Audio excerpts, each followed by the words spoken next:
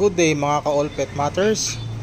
Today ay magbibigay tayo ng update sa ating 5-day-old newborn Bichon puppies.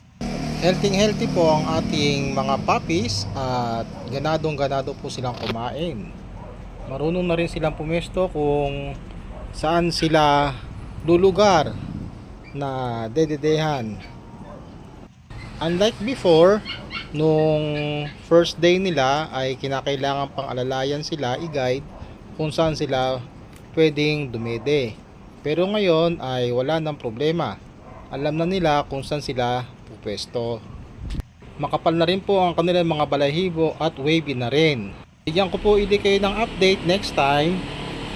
Thank you very much for watching. Until next time po, please like, share, and subscribe. Salamat!